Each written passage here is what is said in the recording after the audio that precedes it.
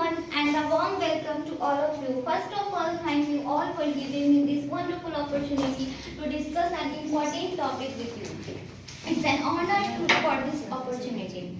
Let me first introduce myself. I am Mahelaka, teacher of CMG Institute of Education, Bankat Motihari, and today's session resource person. Today we are going to discuss about the topic understanding the need and issues of adolescent education. The World Health Organization WHO defines an adolescence as any person between ages 10 and 19. Adolescence is the period of transition between childhood and adulthood. WHO के द्वारा adolescence का जो as है वो 10 से 19 साल के बीच में निर्धारित किया गया है. Adolescence का जो पीरियड है वो ट्रांजिशन है चाइल्डहुड से अडल्टहुड के बीच का.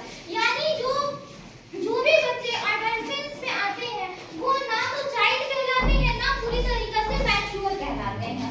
इस टाइम में जो बॉडी में चेंजेस होते हैं उस चेंजेस के हिसाब से बच्चे बहुत अलग-अलग तरह के रिएक्शंस देने लगते हैं, जिसमें टीचर का बहुत इंपॉर्टेंट रोल यहाँ पे है कि वो किस तरह से इस रिएक्शन से बच्चों को सही ढंग से गाइड कर पाए. तो there are lots of changes और problems which are faces during the एडolescence. Now we are going to discuss the problems or issues that are faces during adolescence.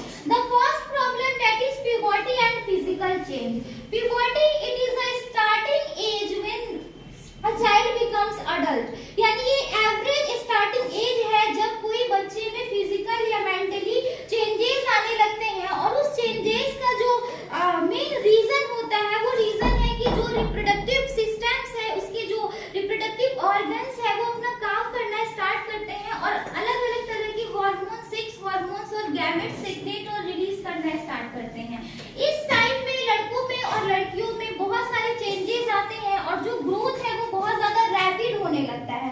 यानी हम आमतौर पे देखते हैं जो क्लास 1 से 5 तक के बच्चे होते हैं उनका जो ग्रोथ होता है वो स्लो ग्रोथ होता है या फिर नॉर्मल ग्रोथ होता है. लेकिन जो 6 से 7 और 8 तक के बच्चे होते हैं उनमें जो ग्रोथ होता है वो बहुत ज्यादा रैपिड इंक्रीज करते हैं, चाहे वो उनका ग्रोथ हाइट का हो चाहे उनके बॉडी शेप्स का हो. तो ये फिजिकल चेंजेस बहुत तरह के होते हैं जो बॉयज को गर्ल्स से अलग डिफरेंशिएट करते हैं. जैसे गर्ल्स में बहुत सारे फिजिकल चेंजेस आते हैं at the age of puberty. Average जो लड़कियों में प्यूबर्टी का एज है वो 10 से 12 साल है. इस टाइम लड़कियों का जो फर्स्ट जो चेंज है दैट इज मेंस्ट्रुएशन स्टार्ट होना, मेंस्ट्रुअल साइकिल का स्टार्ट होना. सेकेंड है सेकेंडरी सेक्सुअल कैरेक्टर्स का डेवलप होना, जैसे ब्रेस्ट के साइज का डेवलपमेंट होना, हिप का वाइडन होना, वॉइस का सॉफ्ट हो जाना. लड़कों में भी अलग-अलग तरह के चेंजेस इसी एज में आते हैं जो 11 से 13 साल एवरेज एज है. इस टाइम में लड़कों में फेशियल हेयर्स के ग्रोथ होने लगते हैं, लड़कों के जो शोल्डर्स है वो और ज्यादा वाइडर होने लगते हैं, वॉइस जो है वो हार्श होने लगता है. सेकेंड जो चेंज है दैट इज इमोशनल चेंज. ये बहुत ही ज्यादा बच्चों को इफेक्ट करता है जो कि है फियर, एंगर, जेलसिटी, क्यूरियोसिटी. इस टाइम बच्चे जो है वो बहुत ज्यादा डरते हैं. अब किस चीज से डरते हैं तो उनको सबसे ज्यादा जो डर होता है वो है हारने का डर, एग्जाम में फेल हो जाने का डर और किसी से कम आगे जाने का डर. क्योंकि अभी जो बच्चे हैं उनको चाहिए कि आई एम द परफेक्ट, मैं सबसे अच्छा दिखूं, मैं क्लास में सबसे अच्छा रहूं, मुझे फैमिली में सबसे ज्यादा प्यार करे. तो ये जो डर की स्थिति पैदा होती है वो बच्चों को धीरे-धीरे हार्मोन्स के और ज्यादा सेक्रेशन की वजह से सैडनेस में डेवलप होने लगती है. और जब हम सही ढंग से इसका कंट्रोल नहीं कर पाते हैं तो ये डिप्रेशन का कारण भी बन जाती है. सेकेंड जो है वो है एंगर. जब हम देखते हैं या अपने घरों में देखें, स्कूल्स में देखें, इस एजेस के जो बच्चे होते हैं वो बहुत ही ज्यादा गुस्सा करते हैं. अब उनमें बहुत ज्यादा एंगर होते हैं और वो एक्सेसिव एंगर को किस तरह से रिएक्ट करें, कैसे रिएक्शंस दे, तो वो अलग-अलग तरह के रिएक्शंस देने लगते हैं. जैसे सामान उठाकर यहाँ से वहाँ फेंकना, जैसे कि गुस्से में अपने सांस को रोक लेना, अपने गले को दबा लेना. उनको ऐसा लगता है कि हम अगर अपने आप को हार्म कर रहे हैं तो सामने वाले को इससे बहुत ज्यादा इफेक्ट हो रहा है. तो ये उस बच्चे की गलती नहीं है, ये उस टाइम उसके बॉडी के अंदर होने वाले चेंजेस को वो सही ढंग से समझ नहीं पा रहा है.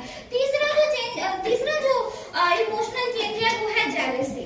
यानी अभी क्या है कि हम पूरी तरीके से मैच्योर हैं, हम कभी-कभी ऐसा सोचते हैं कि हम कैसे लग रहे हैं या कभी-कभी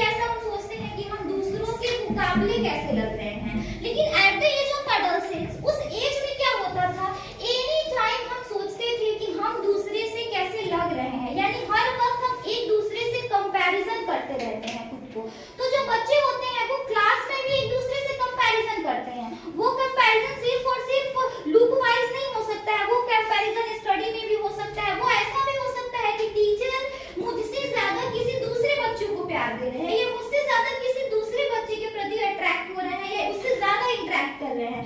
कभी कभी हमसे ये गलती हो जाता है कि हम क्लास में जब जाते हैं पढ़ाने, तो अगर 10 बच्चे बैठे हैं तो हम उसमें से एक बच्चे को कुछ स्पेशल अटेंशन दे देते हैं, उससे ज्यादा बातचीत करते हैं, ज्यादा इंटरेक्ट होते हैं। तो दूसरे को क्या लगता है कि मेरे अंदर ऐसी क्या काबिलियत नहीं है, क्या खूबी नहीं है कि जिस वजह से टीचर उससे ज्यादा इंटरेक्ट कर रहा है, मुझसे कम इंटरेक्ट कर रहा है। तो ये जो भावना है, ये जेलसी की भावना उसके अंदर आने लगती है, जलन की भावना आने लगती है। वैसे ही फैमिलीज में इस एज के जो बच्चे होते हैं, उनको कभी ऐसा लगता है कि मेरे पेरेंट्स मुझसे बहुत ज्यादा प्यार करते हैं, अगले ही दिन उसको ऐसा लगता है कि मेरे भाई बहन में से किसी एक भाई बहन को मेरे पेरेंट्स ज्यादा प्यार दे रहे हैं और मुझे उसके मुकाबले में कम प्यार मिल रहा है। तो ये भी एक जेलसी की भावना उत्पन्न करती है, जिससे क्या होता है, बच्चे को हमेशा ये लगा रहता है कि हम दूसरे से कम है या दूसरे को मेरे मुकाबले कोई भी चीज ज्यादा मिल रहा है, चाहे वो प्यार हो, अफेक्शन हो, केयर हो या कोई भी दूसरी चीज हो। नेक्स्ट जो इमोशनल चेंज है वो है क्यूरियोसिटी। इस टाइम में जो बच्चे होते हैं वो बहुत ज्यादा क्यूरियस होते हैं, उनको हर चीज जानना है। They want to know everything, anything at any cost, anyhow. उनको हर चीज जानना है, किसी भी कीमत पे जानना है। अब ऐसा तो हो नहीं सकता है कि वो पूरी तरीके से मैच्योर हो, अगर वो हर चीज जान रहे हैं तो उस चीज को वो उसी ढंग से ले जैसा कि एक मैच्योर व्यक्ति लेता है। तो बहुत सारी ऐसी चीजें होती हैं जो डिस्कस करना वो चाहते हैं अपने पेरेंट्स से, टीचर से, गार्डियन से, बट वो डिस्कस नहीं कर पाते हैं। तो इसी चीजों को जानने के लिए वो गलत संगत में चले जाते हैं। ये क्यूरियोसिटी ही है जो बच्चों को बहुत ज्यादा एक्सप्लोरेशन करने लगती है। उसके बाद धीरे धीरे वो अपने पेरेंट्स से और टीचर से इंटरेक्शन कम कर देते हैं और वो इंटरेक्शन को जाकर कहीं और लगाने लगते हैं, ताकि जो उनके मन में जितने भी सवाल आ रहे हैं उन सारे सवालों का वो जवाब ढूंढ सके। अब जो नेक्स्ट प्रॉब्लम है वो है सोशल प्रॉब्लम। सोशल प्रॉब्लम क्या है कि हम बच्चों को फोर्स करते हैं कि वो एक सही वेल बीइंग मैनर्स में रहें, ताकि जैसे हम लोग जानते हैं कि हमारा यहाँ सोशली रहने का, बिहेवियर करने का, हर चीज का एक अलग ढंग होता है कि सोसाइटी में कैसे रहें, कैसे बिहेव करें। तो इस टाइम क्या होता है, बच्चों को हम बच्चे के जैसे ट्रीट ना करके बड़े के जैसे ट्रीट करने लगते हैं, क्योंकि हमें समझना चाहिए कि अभी उनका जो एज पीरियड है वो अडल्ट और चाइल्डहुड के बीच का एज पीरियड है। अब हम उसे ना तो चाइल्ड के जैसा बिहेव कर सकते हैं और ना ही पूरी तरीके से अडल्ट के जैसा बिहेव कर सकते हैं। तो जब हम बच्चों को बैठ करके बहुत लंबे चौड़े भाषण देने लगते हैं कि तुमको क्लास में ऐसे करना है, अब तुम बड़े हो गए हो, तुमको वहां नहीं जाना है, कल के पास नहीं जाना है, नल के पास नहीं जाना है, लड़कों से बात नहीं करना, लड़कियों से बात नहीं करना है, तो ये हम उसको अच्छे गाइडेंस के लिए देते हैं। बट क्योंकि अभी उसका एज पूरी तरीके से मैच्योर हो नहीं पाया है, तो वो उस चीज को बहुत गलत ढंग से लेता है और वो उसको क्या लगता है कि हम इस सोसाइटी में स्टक होके रह गए हैं, फंस करके रह गए हैं। और ये फ्रस्ट्रेशन को कैसे निकालता है, तो बच्चे अपने घरों में अपने पेरेंट्स से लड़ाई झगड़े करके निकालते हैं, स्कूल में आते हैं तो टीचर से जुबान लगाते हैं, या फिर जो चीज उनको मना किया जाता है ठीक और ठीक वही चीज करते हैं, जस्ट अपोजिट, ताकि वो टीचर्स को डिस्ट्रैक्ट कर पाए, बच्चों को डिस्ट्रैक्ट कर पाए। क्योंकि इस टाइम में क्या होता है कि बच्चों को चाहिए होता है कि उन पे बहुत ज्यादा ध्यान दिया जाए, तो वो ध्यान आकर्षित करने के लिए भी बदमाशियां करते हैं। सेकेंड जो प्रॉब्लम है या लास्ट जो प्रॉब्लम है, it is the main problem या main issues which can be faces with the adult, that is educational problem. अब जो यहाँ हमारा जो रोल आता है एज अ टीचर, ये एजुकेशनल प्रॉब्लम को हम किस तरह से ठीक कर सकते हैं। तो सबसे पहला जो एजुकेशनल प्रॉब्लम है जो एडल्ट के एज में आता है वो है टीचिंग मेथड, यानी मेथड ऑफ टीचिंग। जैसे कि बहुत सारे सेशन हम लोग अटेंड कर लिए और हम लोग को बहुत मॉडर्न मेथड ऑफ टीचिंग सिखाया जा रहा है कि किस तरह से हम अपने टीचिंग स्किल्स को और ज्यादा इंप्रूव कर सकते हैं, कैसे हम बच्चों की पढ़ाई को और ज्यादा अट्रैक्टिव बना सकते हैं, फनी बना सकते हैं। तो ऐसा करने की नौबत आ क्यों रही है? व्हाई जो हम पहले टीचिंग मेथड यूज करते थे, why they are called outdated. तो अपडेटेड वर्जन क्या है और अपडेटेड वर्जन की जरूरत पड़ ही क्यों रही है? क्योंकि पहले भी तो बच्चे क्लास में आउटडेटेड मेथड से ही पढ़ते थे कि क्लास में टीचर इंटर हुए, 40 मिनट का लेक्चर दिए, बच्चे नोट्स बनाए, टीचर चले गए, उसके बाद उनको नेक्स्ट डे जो भी प्रॉब्लम आए वो अपने टीचर से पूछे। यही तो आउटडेटेड मेथड है। हमारे टाइम में तो ऐसे ही पढ़ाई होता था। तो अब क्यों जरूरत पड़ रही है कि हमको अपडेटेड वर्जन लाने का? बिकॉज जब हम लोग पढ़ते थे या जब पहले आउटडेटेड मेथड का यूज होता था, तो वो जो अर्लियर एज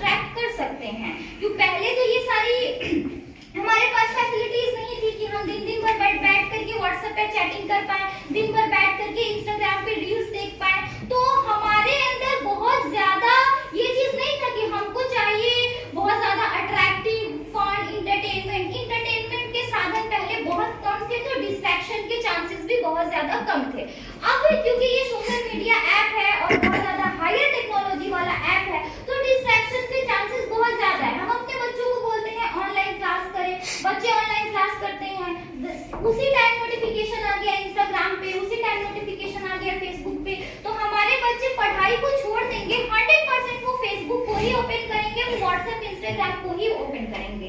तो हम ऐसा क्या कर सकते हैं जिससे कि हमारा जो टीचिंग मेथड है वो और ज्यादा अट्रैक्टिव हो पाए, ताकि अगर बच्चे डिस्ट्रैक्ट हो रहे हैं तो वो हमारे तरफ भी अट्रैक्ट हो पाए। तो इस चीज के लिए सबसे पहले हमको ये चीज ध्यान में रखना है कि अगर 24 आवर्स में बच्चे 20 आवर्स भी इंस्टाग्राम पे रील्स देखते हैं तो एक पल के लिए भी वो बोर नहीं होते, यानी उनको बोरियत फील नहीं होती है, क्योंकि इंस्टाग्राम पे जो रील्स आ रहे हैं, फेसबुक पे जो मैसेजेस आ रहे हैं, वो सिर्फ और सिर्फ हाय हाय हाय हेलो हेलो हेलो करके कंटिन्यूअसली मैसेज नहीं आ रहा है।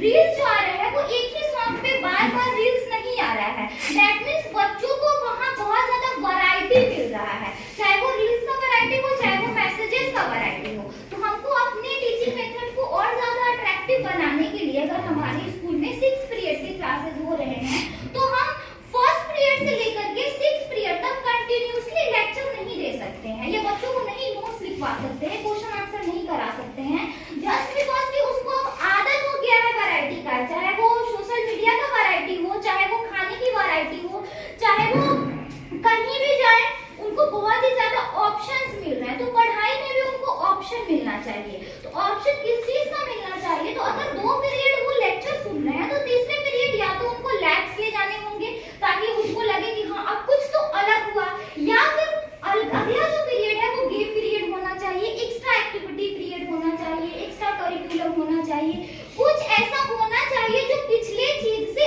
अलग हो। जब तक वो अलग नहीं होगा तब तक वो अट्रैक्ट नहीं होंगे। उनको क्लास में सिर्फ और सिर्फ हम लेक्चर दे करके, पढ़ा करके, समझा करके कभी भी अपनी तरफ अट्रैक्ट नहीं कर सकते हैं। इस चीज के लिए हमें थोड़ा सा और एडवांस होना होगा, और जैसा वो सोचते हैं वैसा सोचना होगा। तो आजकल के बच्चों को फनी चीजें ज्यादा पसंद आ रही है, इंटरटेनिंग चीजें ज्यादा पसंद आ रही है, उनके लैंग्वेजेस अलग अलग हो गए हैं। तो हम क्या कोशिश करें कि जब हम एग्जाम्पल सेट कर रहे हैं, किसी भी टॉपिक का एग्जाम्पल दे रहे हैं, तो वो बच्चों के मन मुताबिक होना चाहिए। अगर हमारे क्लास में 4 बच्चे हैं और हमको एग्जाम्पल देना है, तो हम कोशिश करें कि उन 4 बच्चों के लाइफ के बारे में या उन 4 बच्चों के एक्टिविटी के बारे में ही एग्जाम्पल दे। यानी जब उनको ऐसा लगे कि मेरे बारे में बात हो रही है, तो वो ऑटोमेटिक ही अट्रैक्ट होंगे, उनको ऑटोमेटिक ही इफेक्टिव क्लास लगेगा। अब हम कोई भी स्टोरी लेकर के बैठ गए पहले जमाने की और बोले जा रहे हैं, उसमें बच्चे से कोई क्वेश्चन नहीं कर रहे हैं, बच्चे को लगे नहीं कि हाँ मेरा इसमें कोई रोल है। अकेला टीचर कुछ नहीं कर सकता है जब तक कि बच्चे उसमें अपना रोल नहीं समझे। तो आपको ऐसा पढ़ाना है कि बच्चों को ये लगे कि मैं भी सीख रहा हूँ, मेरा भी इसमें कुछ रोल है। ये नहीं कि टीचर आए, पढ़ाए और चले गए, तो उससे बच्चों में कोई भी एक्स्ट्रा चीजें हम नहीं डाल सकते हैं, सिर्फ और सिर्फ क्वेश्चन आंसर ही याद करा करके उसको रख सकते हैं। तो फर्स्ट जो हमारा एजुकेशनल प्रॉब्लम था वो था मेथड का प्रॉब्लम। तो हम पहले मेथड के प्रॉब्लम्स को सॉल्व करेंगे।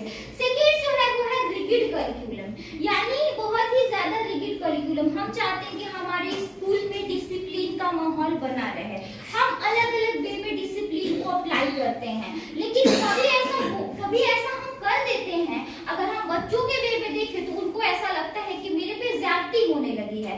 कभी बच्चे बहुत ज्यादा उठन मचा दिए, बहुत ज्यादा बदमाशी कर दिए, तो हमें क्या ऑर्डर मिलता है? वॉशरूम नहीं जाने देना है। ये कहीं से भी सही नहीं है। अगर उसको वॉशरूम जाना है तभी भी, अगर वो बहाना करके निकलना चाह रहे हैं तभी भी, क्योंकि हम किसी भी चीज को जबरदस्ती किसी से नहीं करा सकते हैं। अगर हम 3 घंटे बच्चे को क्लासरूम में जबरदस्ती बंद करा दिए और बंद करके हम कितनी भी अच्छी अच्छी बातें पढ़ाएं और अच्छी अच्छी बातें सिखाएं, उसके मन का काम भी कर दें, फिर भी अगर वो बाहर नहीं जाता है तो वो आज के बाद वो एक कान से सुन करके एक कान से निकाल दे रहा है। ये डिसिप्लिन उस पे अप्लाई करना नहीं हुआ, ये डिसिप्लिन उस पे थोपना हो गया। तो रिगिड करिकुलम को भी कहीं ना कहीं से हमें हटाना होगा। नेक्स्ट जो है वो है हमारा एग्जामिनेशन सिस्टम, यानी जो हमारा एग्जामिनेशन सिस्टम है वो क्या है? Effective examination system. सिंपल सा रूल है, बच्चों को पढ़ाओ, बच्चों को याद कराओ, बच्चों का एग्जाम लो, इवैल्यूएशन करो, देन बच्चों के हाथ में रिजल्ट थमा दो। अब क्या हुआ? First, second, third, fourth, fifth, ये सारे पोजीशंस है बच्चों के।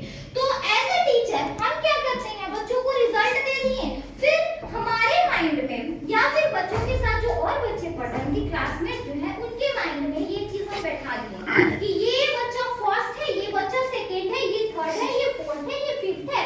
अब हम भी उस बच्चों को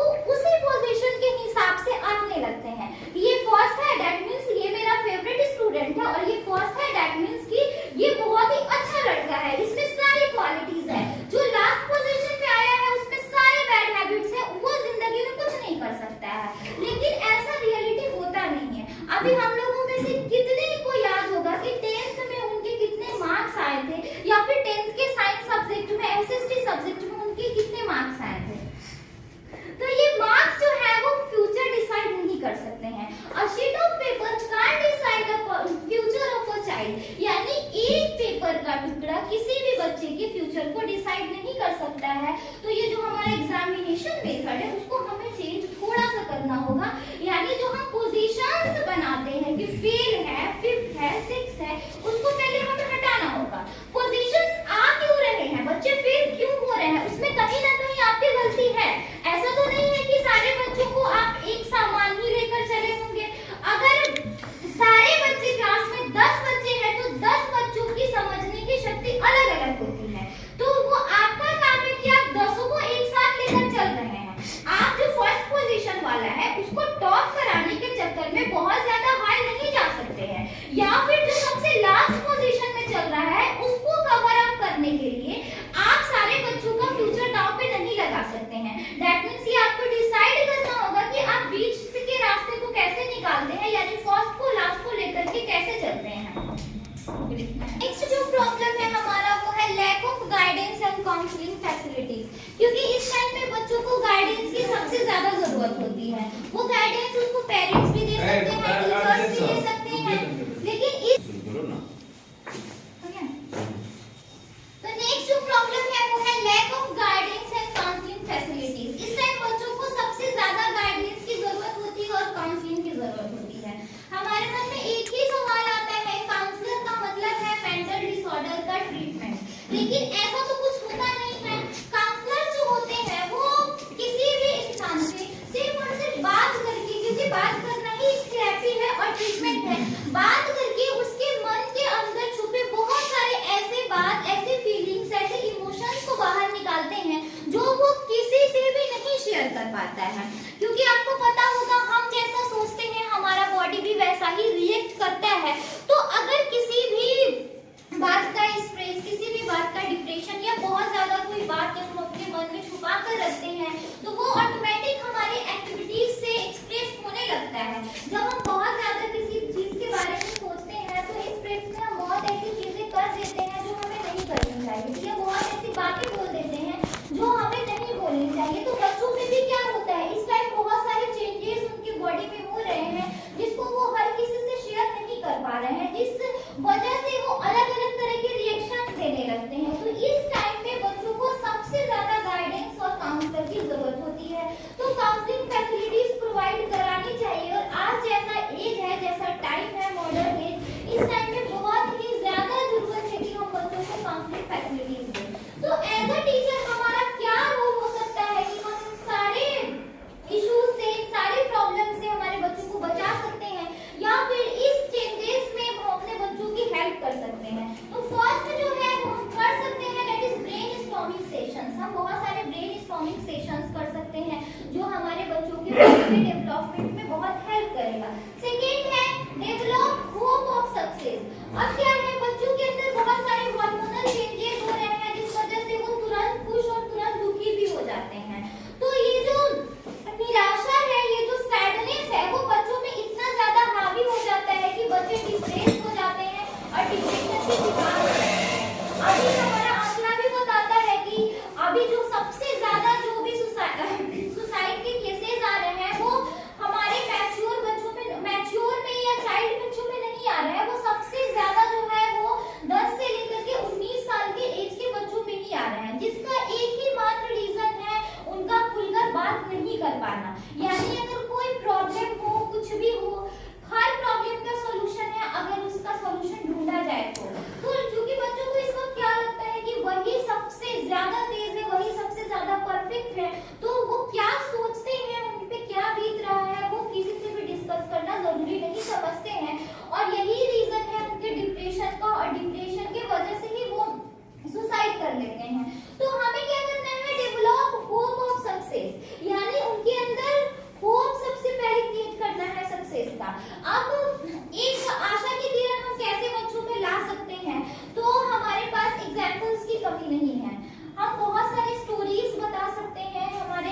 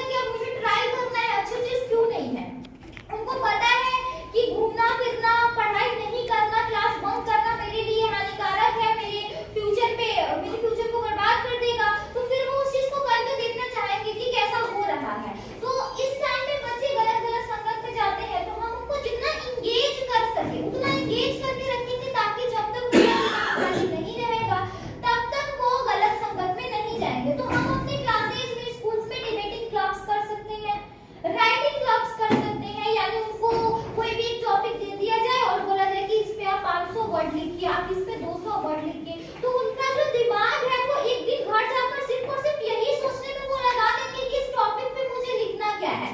आगे का वो ये नहीं सोचेंगे कि मुझे शाम को 6 बजे लड़कों के साथ घूमने जाना है और 4 बजे हमको व्हाट्सएप पे ये चैटिंग करना है और इंस्टाग्राम पे रील्स देखना है। अब encourage discussion in classrooms. Class में हमें सिर्फ और सिर्फ पढ़ाने पे ध्यान नहीं दे करके कभी-कभी ग्रुप डिस्कशन भी करना है, और वो ग्रुप डिस्कशन ऐसा होना चाहिए जिससे बच्चे मोटिवेट हो। डीमोटिवेट कभी नहीं करना है कि ग्रुप डिस्कशन हो रहे हैं और हम कह रहे हैं कि तुम तो बिल्कुल बेवकूफ हो, तुम्हें तो कुछ आता नहीं है, तो फिर उसका कोई मतलब नहीं है। उसका मतलब हम अपनी खुन्नस निकाल रहे हैं बच्चों पे, उनको बढ़ावा नहीं दे रहे हैं। थर्ड जो है वो है remedial coaching for slow learners, यानी वैसे बच्चे जो बहुत ही क्लास में वीक है, जो बहुत देर से समझते हैं बात को, उनके लिए एक्स्ट्रा क्लासेस होनी चाहिए, तभी जाकर के हम उसको सारे बच्चों के साथ मैचअप करने की कोशिश कर सकते हैं। एक क्लास में सारे बच्चों को साथ में लेकर के चलना अगर मुश्किल हो रहा है तो जो वीक बच्चे हैं उनको हम एक्स्ट्रा टाइम देंगे, उन पे हम एक्स्ट्रा अपना एनर्जी लगाएंगे ताकि हम उनको मेकअप कर सके क्लास के सारे बच्चों के साथ। इसके बाद है ट्यूटोरियल्स, यानी जो ट्यूशंस कोचिंग्स जो हम रखते हैं वो, फिर हम बच्चों को फील्ड ट्रिप्स पर लेकर जा सकते हैं, क्योंकि अगर जितना ज्यादा एक्सप्लोर किया जाए नेचर उतना कुछ न कुछ हमें सिखाता जरूर है। तो जब हम बच्चों को ट्रिप्स पे लेकर जाएंगे और कहीं अगर किसी भी हम म्यूजियम पे लेकर गए बच्चों को, तो वहाँ की चीजें दिखाएंगे, दिखाने के बाद हम सारी चीजों के बारे में एक्सप्लेन करना जब स्टार्ट करेंगे तो वहाँ बच्चे कुछ न कुछ सीखेंगे जरूर। और जो बच्चे जितना ज्यादा वो सुनकर के नहीं सीखते हैं उतना ज्यादा वो देख करके, या फिर हम कह सकते हैं एक्सपेरिमेंटल स्टडीज या एक्सपेरिमेंटल लर्निंग जिसे कहते हैं। अगर हम कुछ समझाना चाहते हैं तो उसको प्रैक्टिस करवाएं, प्रैक्टिकल करवाएं, एक्सपेरिमेंट करवाएं। तो अगर हम चाहते हैं कि हमारे बच्चों में डेवलपमेंट हो तो फिर उनको कुछ चीजें हमें एक्स्ट्रा देनी होगी, चाहे वो ट्रिप्स के तौर पे हो, टूरिंग के तौर पे हो, अरेंजमेंट फॉर कल्चरल एक्टिविटीज। अब जो भी स्कूल्स है वो क्या करते हैं कि सिर्फ और सिर्फ पढ़ाई पे ज्यादा फोकस देते हैं, लेकिन अगर सही ढंग से देखा जाए तो लगभग हर 2 मंथ 3 मंथ में हमारा एक कल्चरल एक्टिविटी होना बहुत जरूरी है। और हर 2 मंथ 3 मंथ में एक ऐसा दिन भी आता है जिसको हम सेलिब्रेट कर सकते हैं, लेकिन हम उसको इग्नोर करके और बच्चों को उस दिन क्लासेस लेने लगते हैं। जैसे कभी हिंदी दिवस आ गया, उस दिन हम बच्चों की क्लासेस ले रहे हैं। हम उस दिन कोई एक्टिविटी बच्चों का एक्स्ट्रा करा करके उसको पढ़ाई के अलावा और दूसरा भी बहुत सारा ज्ञान दे सकते हैं अगर हम चाहें तो स्कूल्स में कल्चरल एक्टिविटीज को बढ़ावा देना होगा और इंडोर और आउटडोर गेम्स का भी अरेंजमेंट करना होगा। जैसा कि हमें पता है कि इस टाइम बच्चों का जो ग्रोथ है वो बहुत ज्यादा रैपिड हो रहा है, तो उनके जो हाइट का इंक्रीमेंट अगर हम लेते हैं तो हाइट कैसे इंक्रीज करता है, तो उसके लिए हार्मोन्स ट्रिगर करते हैं। उसके अलावा जो बोन है वो क्या होते हैं, स्ट्रेंथ देता है, इलोंगेट होते हैं, हमारे जो जॉइंट्स के बोन होते हैं उससे हमारा हाइट का इंक्रीमेंट होता है। तो जो डाइट है वो 50% हाइट के इंक्रीमेंट के लिए माना जाता है एंड 50% जो है वो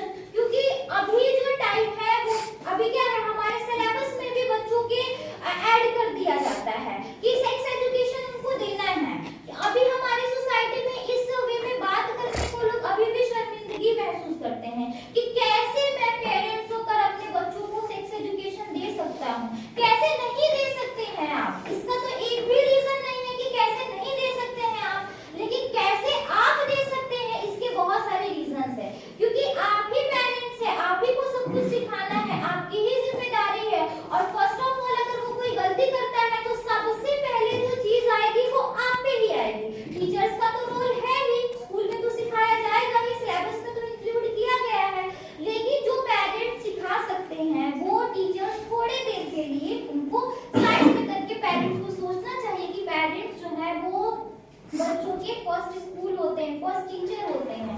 तो पेरेंट्स को एकदम खुल करके बात करना है about sex abuse and, about drugs addiction या फिर जो जो उनकी बॉडी के अंदर चेंजेस हो रहे हैं। जब हम पेरेंट्स या हम टीचर्स बच्चों को सारे क्वेश्चंस का आंसर देने लगेंगे उनके चेंजेस के बारे में, तो फिर वो चेंजेस के आंसर्स के लिए वो इधर-उधर नहीं भटकेंगे, गलत डायरेक्शन में नहीं जाएंगे। उसके बाद एकदम क्लियर सेट रखना चाहिए अपने बच्चों के पास एक हायर एक्सपेक्टेशन का, कि मैं चाहता हूँ तुमसे कि तुम वो बनो, लेकिन वो जो एक्सपेक्टेशन है वो एक रीजनेबल होना चाहिए। अब ये नहीं मैं 2 क्लास के बच्चों को कह रहा हूँ कि मैं चाहता हूँ कि तुम 10th क्लास का मैथ सॉल्व करके दिखा दो, तब मैं समझूंगा कि मेरा बच्चा कितना काबिल है। या फिर मैं 10th क्लास के बच्चों को कह रहा हूँ कि मैं चाहता हूँ कि तुम IAS ही बनो, दूसरा कुछ नहीं बनो, तुम डॉक्टर ही बनो।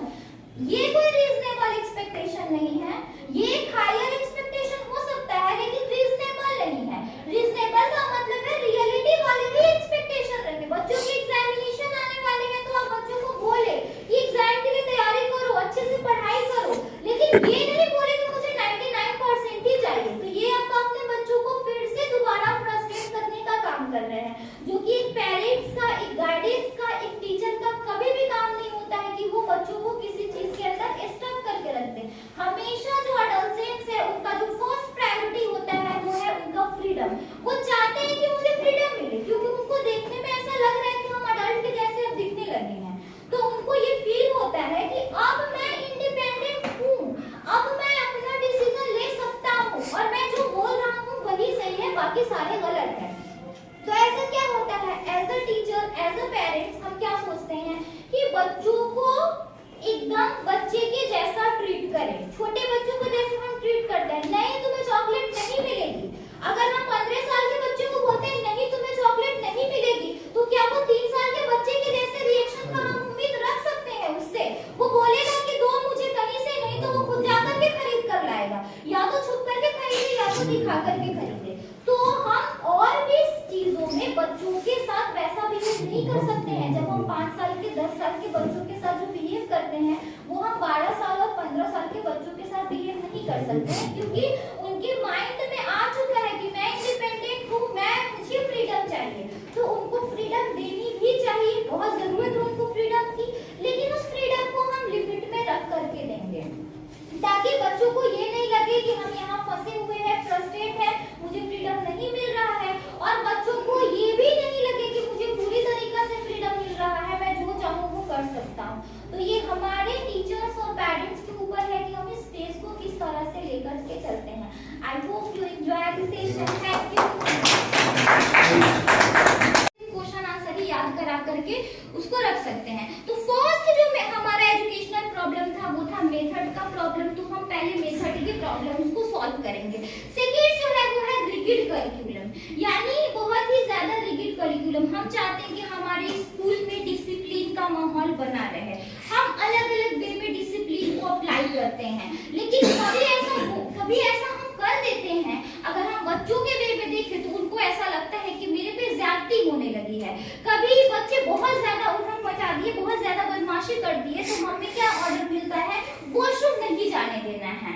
ये कहीं से भी सही नहीं है। अगर उसको वॉशरूम जाना है तभी भी, अगर वो बहाना करके निकलना चाह रहे हैं तभी भी, क्योंकि हम किसी भी चीज को जबरदस्ती किसी से नहीं करा सकते हैं। अगर हम 3 घंटे बच्चे को क्लासरूम में जबरदस्ती बंद करा दिए और बंद करके हम कितनी भी अच्छी अच्छी बातें पढ़ाएं और अच्छी अच्छी बातें सिखाएं, उसके मन का काम भी कर दें, फिर भी अगर वो बाहर नहीं जाता है तो वो आज के बाद वो एक कान से सुन करके एक कान से निकाल दे रहा है। ये डिसिप्लिन उस पे अप्लाई करना नहीं हुआ, ये डिसिप्लिन उस पे थोपना हो गया। तो रिगिड करिकुलम को भी कहीं ना कहीं से हमें हटाना होगा।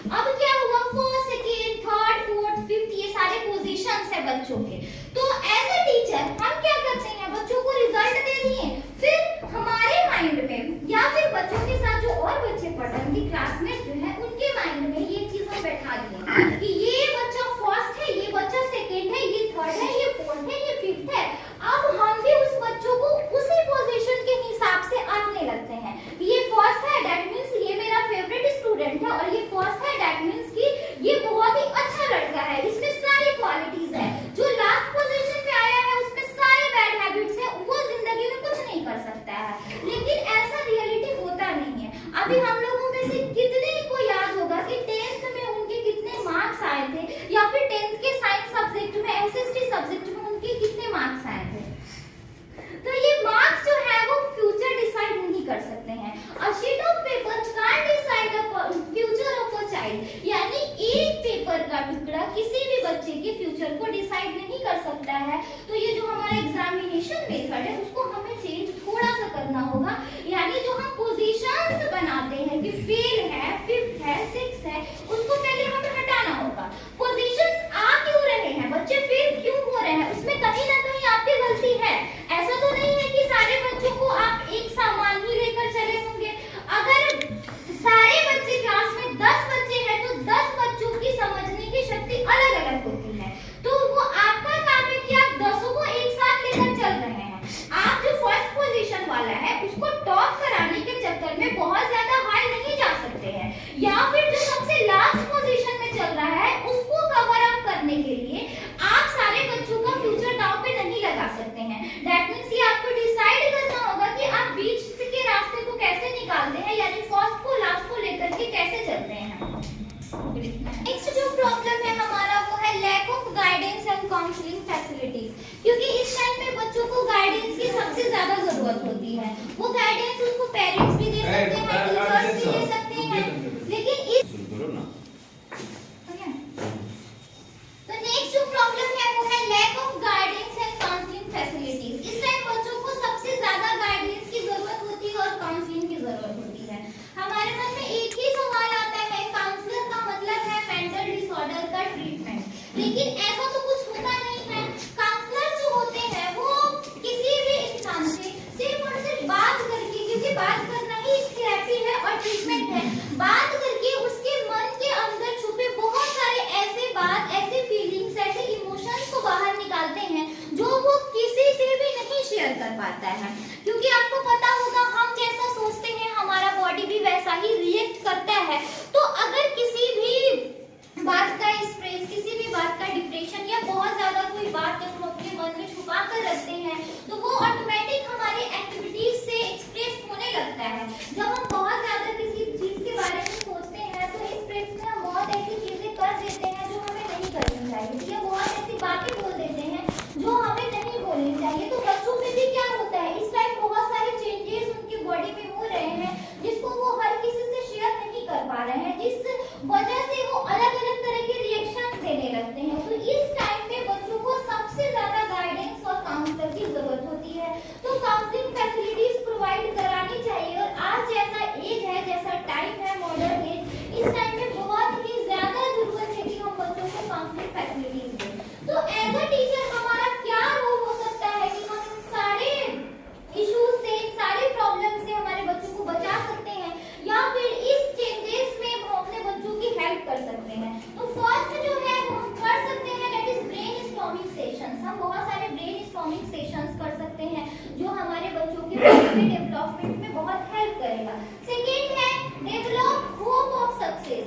अब क्या है, बच्चों के अंदर बहुत सारे हार्मोनल चेंजेस हो रहे हैं जिस वजह से वो तुरंत खुश और तुरंत दुखी भी हो जाते हैं।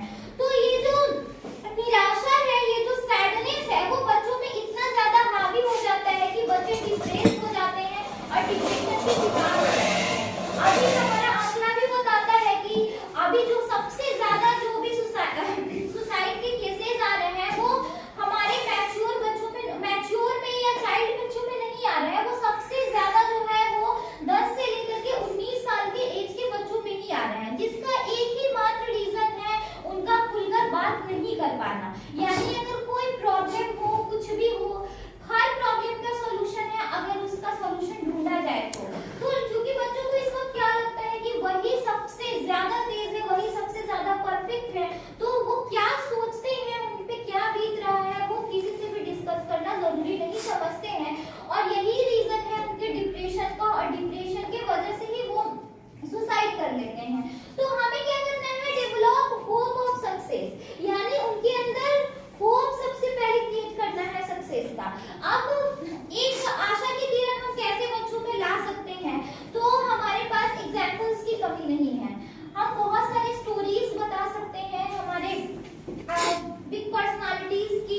और उन स्टोरीज से बच्चे कैसे प्रेरित होते हैं वो बच्चों के ऊपर ना छोड़ करके लास्ट में हम मोरल ऑफ द स्टोरी जरूर बताएं कि हम ये सोच ले कि हम लंबा सा एक लेक्चर दे दिए बच्चों को ये महात्मा गांधी के ऊपर, लेकिन लास्ट में जो मोरल आता है वो 2 लाइन का हम जरूर बताएं बच्चों को कि इसको वो अपनी जिंदगी में कैसे अप्लाई कर सकते हैं और इससे कैसे वो सक्सेस अचीव कर सकते हैं। उसके अलावा हम डिबेटिंग क्लब्स कर सकते हैं, यानी बच्चों को जितना ज्यादा बिजी रखा जाए उतना उनके लिए अच्छा है, क्योंकि कहा जाता है कि खाली दिमाग शैतान का घर होता है। तो बच्चे भी जब खाली बैठते हैं तभी वो बदमाशी करते हैं, क्लास में भी ऐसा होता है, घरों में भी ऐसा होता है।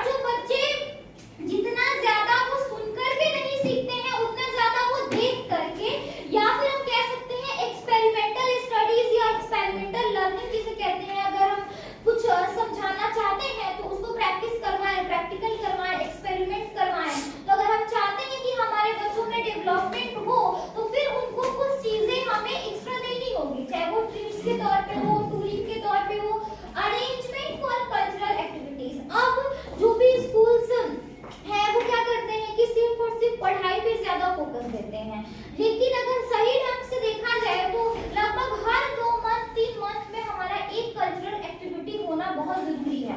और हर 2 मंथ 3 मंथ में एक ऐसा दिन भी आता है जिसको हम सेलिब्रेट कर सकते हैं, लेकिन हम उसको इग्नोर करके और बच्चों को उस दिन क्लासेस लेने लगते हैं। जैसे कभी हिंदी दिवस आ गया, उस दिन हम बच्चों की क्लासेस ले रहे हैं।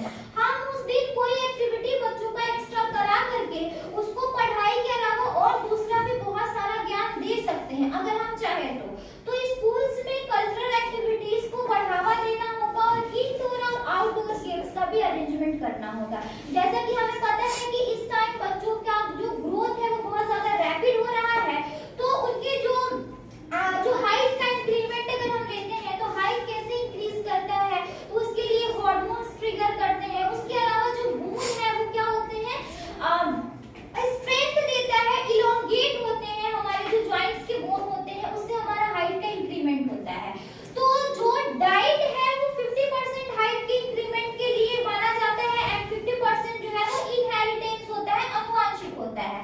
तो डाइट के साथ साथ एक्सरसाइज और फिजिकल एक्टिविटी बच्चों के ग्रोथ के लिए बहुत ही ज्यादा जरूरी है। तो जब हम आउटडोर गेम्स बच्चों को कराते हैं तो उस टाइम पे जो वो उनके जो बोन से स्ट्रेच हो रहे हैं, उनमें जो एक्टिविटीज के कारण जितने भी एडवांटेजेस आ रहे हैं उनके ग्रोथ और डेवलपमेंट में हेल्प तो करेंगे, साथ ही उनका जो मेंटल स्टेबिलिटी है, यानी जो मेंटली वो जितने डिप्रेस हैं, सैड है, या जो चेंजेस को वो सही ढंग से ले नहीं पा रहे हैं, उसमें भी उनको बहुत तरह की हेल्प होगी। तो ये टीचर्स का ही सिर्फ अकेले का रोल नहीं है, यहाँ पेरेंट्स भी एकदम इक्वली सपोर्टिव होंगे, तब जाके जो एडोलेसेंस के बच्चे हैं वो सही डायरेक्शन में अपने सक्सेस को अचीव कर पाएंगे। तो पेरेंट्स का क्या क्या रोल होना चाहिए, पेरेंट्स कैसे अपने बच्चों को हेल्प कर सकते हैं, तो जो सबसे पहला कंटेंट है कि how parents help your child anticipate change in his और हर बॉडी। सबसे पहले तो जो चेंजेस बच्चों की बॉडी में हो रहे हैं वो उससे पहले वो चेंज कभी एक्सपीरियंस किया नहीं था, ये फर्स्ट टाइम चेंजेस है। तो उस चेंजेस के बारे में अपने बच्चों को बताएं कि ये सभी के साथ होता है, यानी खुल करके बात करना पहले स्टार्ट करें, ये पेरेंट्स का ही काम है।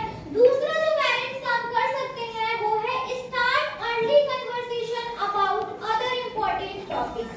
Keep conversation always to your child in positive वे।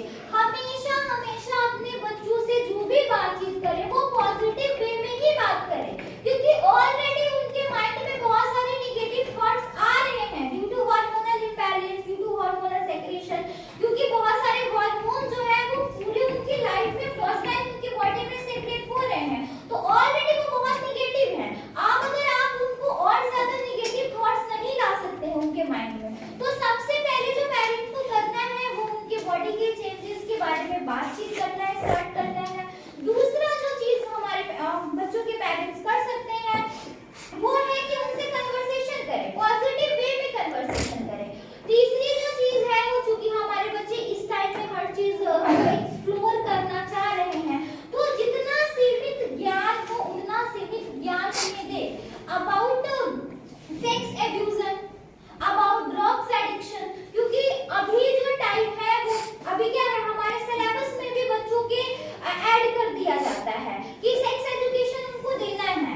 अभी हमारी सोसाइटी में इस वे में बात करने को लोग अभी भी शर्मिंदगी महसूस करते हैं कि कैसे मैं पेरेंट्स होकर अपने बच्चों को सेक्स एजुकेशन दे सकता हूँ, कैसे नहीं दे सकते हैं आप। इसका तो एक भी रीजन नहीं है कि कैसे नहीं दे सकते हैं आप, लेकिन कैसे आप दे सकते हैं इसके बहुत सारे रीजंस है, क्योंकि आप ही पेरेंट्स हैं, आप ही को सब कुछ सिखाना है, आपकी ही जिम्मेदारी है। और फर्स्ट ऑफ ऑल अगर वो कोई गलती करता है तो सबसे पहले जो चीज आएगी वो आप पे ही आएगी। टीचर्स का तो रोल है ही, स्कूल में तो सिखाया जाएगा ही, सिलेबस में तो इंक्लूड किया गया है, लेकिन जो पेरेंट्स सिखा सकते हैं वो टीचर्स थोड़े देर के लिए उनको साइड में करके पेरेंट्स को सोचना चाहिए कि पेरेंट्स जो है वो बच्चों के फर्स्ट स्कूल होते हैं, फर्स्ट टीचर होते हैं।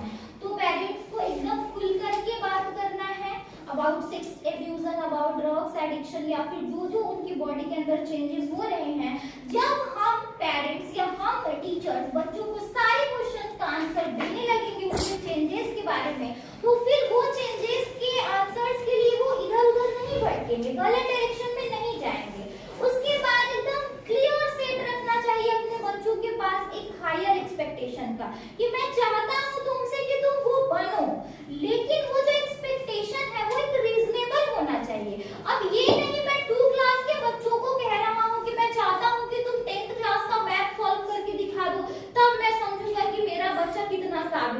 या फिर मैं 10th क्लास के बच्चों को कह रहा हूँ कि मैं चाहता हूँ कि तुम आईएएस ही बनो, दूसरा कुछ नहीं बनो, तुम डॉक्टर ही बनो, ये कोई रीजनेबल एक्सपेक्टेशन नहीं है। ये एक हायर एक्सपेक्टेशन हो सकता है लेकिन रीजनेबल नहीं है। रीजनेबल का मतलब है रियलिटी वाले भी एक्सपेक्टेशन रखे। बच्चों की एग्जामिनेशन आने वाले हैं तो आप बच्चों को बोले कि एग्जाम के लिए तैयारी करो, अच्छे से पढ़ाई करो, लेकिन ये नहीं बोले कि मुझे 99% ही चाहिए। तो ये आप अपने बच्चों को फिर से दोबारा फ्रस्ट्रेट करने का काम कर रहे हैं, जो कि एक पेरेंट्स का, एक गाइडेंस का, एक टीचर का कभी भी काम नहीं होता है कि वो बच्चों को किसी चीज के अंदर स्टक करके रखते हैं। हमेशा जो एडोलसेंट्स है उनका जो फर्स्ट प्रायोरिटी होता है वो है उनका फ्रीडम। वो चाहते हैं कि मुझे फ्रीडम मिले, क्योंकि उनको देखने में ऐसा लग रहा है कि हम अडल्ट के जैसे अब दिखने लगे हैं। तो उनको ये फील होता है कि अब मैं इंडिपेंडेंट हूँ, अब मैं अपना डिसीजन ले सकता हूँ और मैं जो बोल रहा हूँ वही सही है, बाकी सारे गलत है। तो ऐसा क्या होता है, as a teacher, as a parents हम क्या सोचते हैं कि बच्चों को एकदम बच्चे के जैसा ट्रीट करें। छोटे बच्चों को जैसे हम ट्रीट करते हैं, नहीं तुम्हें चॉकलेट नहीं मिलेगी। अगर हम 15 साल के बच्चे को बोलते हैं नहीं तुम्हें चॉकलेट नहीं मिलेगी, तो क्या वो 3 साल के बच्चे के जैसे रिएक्शन का हम उम्मीद रख सकते हैं उससे? वो बोलेगा कि दो मुझे कहीं से, नहीं तो वो खुद जाकर के खरीद कर लाएगा, या तो छुप करके खरीदे या तो दिखा करके खरीदे। तो हम और भी चीजों में बच्चों के साथ वैसा बिहेव नहीं कर सकते हैं। जब हम 5 साल के 10 साल के बच्चों के साथ जो बिहेव करते हैं वो हम 12 साल और 15 साल के बच्चों के साथ बिहेव नहीं कर सकते हैं, क्योंकि